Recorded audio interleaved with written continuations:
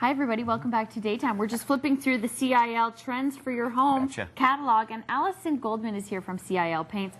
Welcome. Thank you for having me. We're so happy to have you here because, you know, it's almost March, so this is sort of the time when we start getting back to our home projects, right? Painting season, yeah, it really is. Yep, there's definitely a season for painting, and it's spring through summer, so now's the time to go out, buy some paint, freshen up your home. And what a difference paint can make, really. You can just change up a room. It's cost effective and easy for anybody to do. The cheapest home renovation project that you can take on, absolutely. There you go. So I've heard about the accent wall. And some people rotate the accent wall. Is that a good idea? It's a great idea, especially. Well, let's talk about some of the colors that are hot for 2011. I am wearing the key color for 2011. It's called Lime Twist. Okay. And you can see it on the front of our trends It's right on the front book. Yep. Yeah. And it's a really, really beautiful, limey, yellowy green color, so it freshens up any room. The funny thing is, a lot of people wouldn't look at that and think, oh, I'd like to paint my room, but it's beautiful. But check it out. We put it here into a very traditional sort of living room and put some bright purples in with it. Look at the purple pops with it. Yeah. It's beautiful, isn't it? Stunning. And just shows you can make any color traditional and work with any decor that you like. And if you're terrified of doing the whole room in that color, here we go. Let's talk about some of these colors. Yes.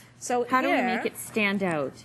If I can just show you this, these are some of the colors that we've picked as our key colors for 2011. You can see this lime color, very, very bright teal blue, and apricot, vivid green, and a couple of accent beiges, which are super, super, super fun.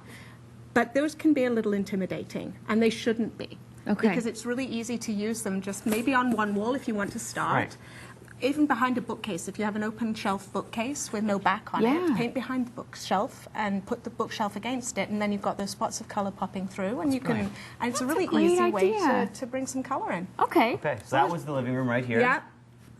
I love this. I would never think with the wainscoting. You're right. It's very traditional. With the which? This wainscoting. Wainscoting. I have it in my home. Ready? Here we go. Next one.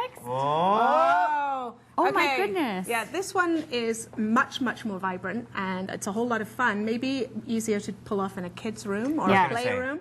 But again, we've got the lime twist. Got the lime twist in there. So we can show you that's two different ways of using the key color, one for kids or for a more energetic room, and one in a traditional I had to room. find it on the monitor there. This is hot pink. Is that pink there? It is. It's called vibrato. It's very deep.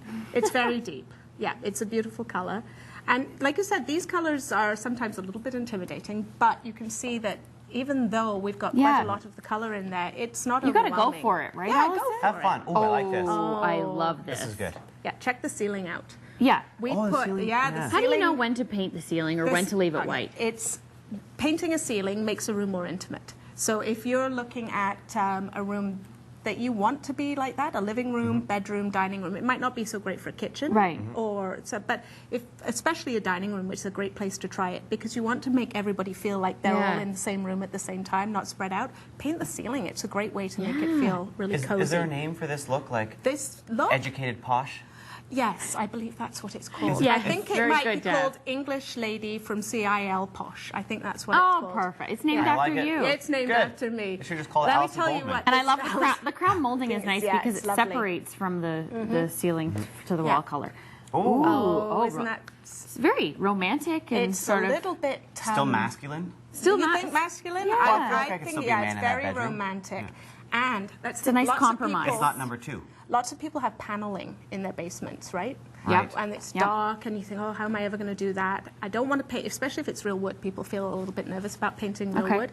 If you have paneling in your basement, go for it. Use the dark colors and add in some of these bright colors to enjoy them. Okay. Now I'm going to just tell you, these are our boards for you to try painting. You feel like trying some painting? Yes, absolutely. We love painting. First, if I can, I'm just going to tell you a little bit about how CIL makes painting really, really easy. So all of our colors are grouped into mood groups. You might have noticed that on the boards there, some of them had soft and elegant or clean and playful on them. So each of those mood groups are color coordinated so that if you pick that color and you want to find an accent color to go with it, any one of them from the same mood group will match. Okay. So there are 4 different mood groups. It makes it super easy. And then you move on to using the paint. And some of the CIL's paints are even 3-in-1 paints, so it's even easier to paint. So you get 3-in-1. So it's got your primer, top coat and second coat all in one coat. Oh my goodness. Good. Makes life awfully easy. Oh my gosh, I love that. So you guys now ready we're to working try? with the lime twist, are we? There it is. Okay. So you can see what it looks like in real life for you. Okay. So I've brought 2 paint brushes. This angled brush is typically used for cutting in, but this one is easy for cutting in too. The important thing is to remember to use good tools. Okay, paint expert. Lots and lots of paint, Yes. up to about halfway to 2/3 of the way up your brush. Okay. And then make sure that you scrape off the drips and things onto that textured here. area. Okay, on yep. your tray. Okay. Yep. Now, you want to learn cutting in?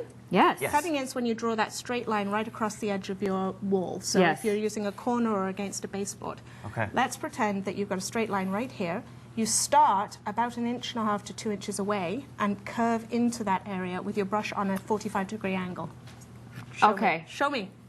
So we're doing like a border. That's right. And then curve round. And what you'll see is that the paint makes the straight line for you. If you've got your brush just at an angle, like so, Oh, I see. Yep. then there's a line of paint that forms right along the edge of your brush Yep. and makes a perfectly straight line for you. So you don't have to worry about painting the straight line. The paint does it for you. And all I I have to think do I is still need to reapply when it's time When it's and time, cut in again. There you go. Just right. make sure you've got lots of paint on your brush. Okay. So, for people who Good want to more know. information about the paints, Allison, where should they go? They should go to CIL.ca, which is where all our tips and tricks and color trends videos and information is stored. Lovely. All right, guys, we'll be right back with more Daytime. Don't go anywhere. Oh.